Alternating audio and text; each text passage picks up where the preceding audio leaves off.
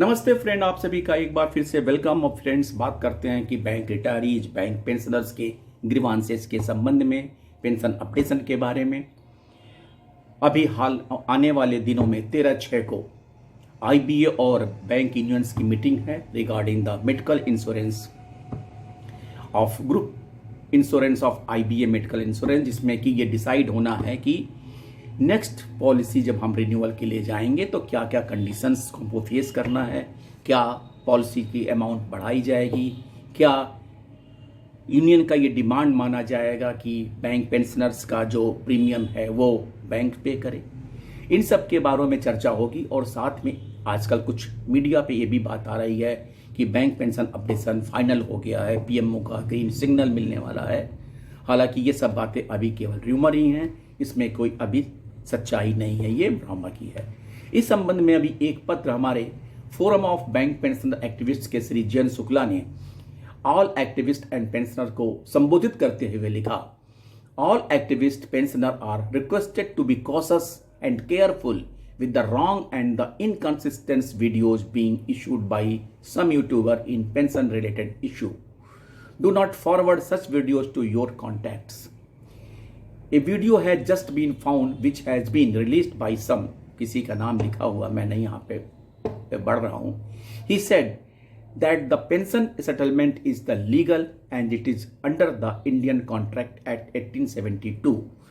Every bank worker knows that the pension settlement is illegal and was concluded under the Industrial Dispute Act 1947. All settlements of the bank employees are under ID Act since bank workers are termed as the industrial workers.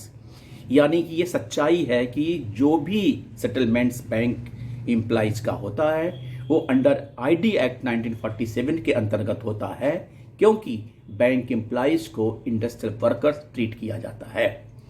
The pension settlement is under the industrial dispute act 1947 legally binding and on the basis of the provisions given in the settlement A small committee was formed which drafted the pension regulation. The committee circulated the draft in its 26 March 94 meeting and the draft of the regulation was approved after consideration. All the parties to pension settlement were present in this meeting and the draft was unanimously approved.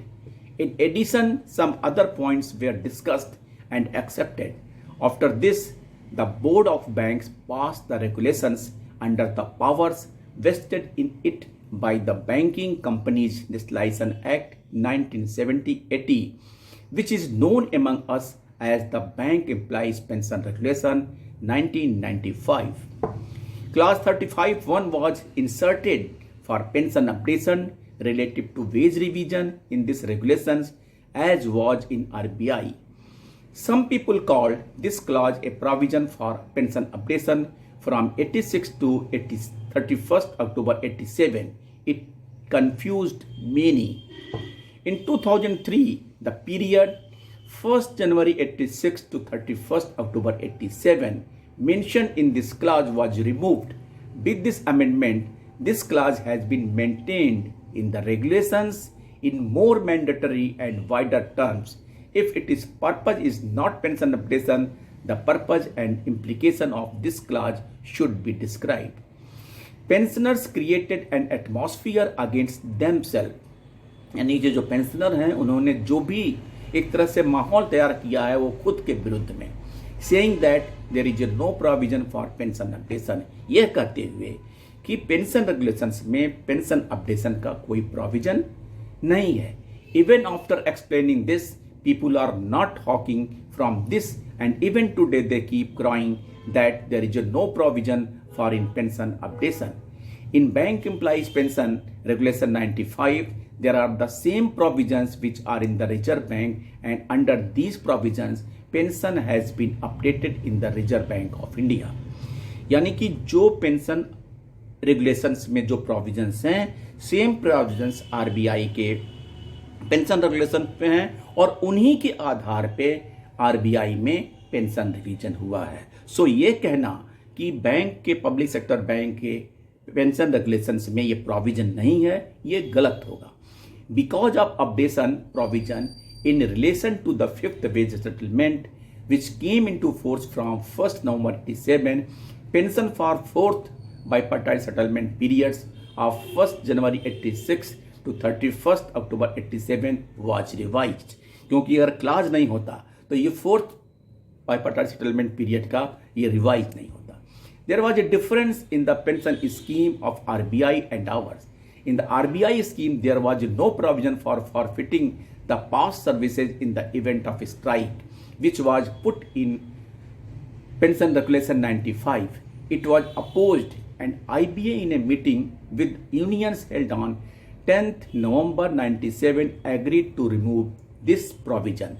In nutshell, bank pension regulation 95 is flawless and wholesome, but intention of management, IB and working unions have always been wrong and malafide. IBA turned working unions as its spokesperson. Unions who were to represent, defend, negotiate and settle pensioner issues have turned their back and joined management category. Friends, हम अपने ही विरुद्ध जो बात करते हैं ये कहकर कि पेंशन रेगुलेशंस में पेंशन अपडेशन का प्रोविजन नहीं है, ये गलत है। पेंशन प्रोविजन होने है अपडेशन, लेकिन आईबीए और डीएफएस का जो रूख जो निगेटिविटी से भरा है, सो हर बार ये कह देते हैं कि प्रोविजन नहीं है, पेंशन फंड नहीं है या कोई और बात अड़ंगा लगाते हैं, जबकि पेंशन में प्रोविजन भी है अपडेशन का। दूसरे बात कि हमारे पास सफिशिएंट पेंशन फंड है जो हमारा सेल्फ का क्रिएट किया हुआ है और इस पे किसी प्रकार का गवर्नमेंट का बर्डन नहीं होना है। लेकिन चूंकि सबसे बड़ी बात है कि डीएफएस यूएफबीयू सब निगेटिविटी से भरे हुए हैं और उनका एक ही उद्देश्य है कि पेंशन रिवीजन ना करना, सो वो डिफरेंट टाइप से कोई ना कोई प्रोविजन कोई ना कोई क्लॉज लगा के इसको टालते जा रहे हैं। चूंकि यूएफबीयू इस बारे में इंसिस्ट नहीं करती है, क्योंकि यूएफबीयू बार बार निगेटिव बात करती है, सो आईबीए को और सपोर्ट मिलता है और इसीलिए आईबीए अथवा डीएफएस इस बारे में आगे नहीं बढ़ते हैं। हालांकि आपको याद होगा कि वित्त मंत्री ने ये साफ साफ कहा था कि रेगुलेशन जो रिटायरीज हैं, बैंक रिटायरीज हैं, इनकी बातें सुनिए, इनकी ग्रीवांसेस सुनिए और इनको सेटल करिए। 2023 में जब एआईबीपीआरसी के लोगों ने मुलाकात किया था तब भी एक ग्रीन सिग्नल वित्त मंत्री की तरफ से आया था। आईबीए के 73rd जो कॉन्फ्रेंस अधिवेशन हुआ था, जिसमें एनुअल इनकी जो कॉन्फ्रेंस थी, उसमें भी उन्होंने वहाँ के आईबीए के chairman the then IRB chairman Shri Rajkiran को भी ये एक तरह से डायरेक्टिव दिया था। लेकिन जो कुंडली मार के बैठे हुए ब्यूरोक्रेट्स बैंक आईबीए डीएफएस में बैठे हैं, उनकी मंशा नहीं होती है कि बैंक पेंशनर का कोई भला हो सके। सो फ्रेंड, इन्हीं सब कारणों से ये अड़ंगा लगा हुआ है। एमसी सिंगला केस में अलग हमारे पास टेंशन है, क्योंकि हमको सुनवाई हो ही नहीं पा रही है, डेट ही नहीं फाइनल हो रहा है। जब डेट पड़ता है तो हमारा नंबर नहीं आता है और इस वजह से सब कुछ रुका हुआ है। फिलहाल हम इस ऐसी स्थिति में हैं कि ये नहीं कुछ कह सकते कि हमें कहीं से ग्रीन सिग्नल मिला है या अभी जल्द ही कुछ होने वाला है, जब तक कि कोई ऑथेंटिकेट अथवा कॉन्क्रीट सॉल्यूशन नहीं निकलता है। थैंक यू फ्रेंड्स, नमस्ते।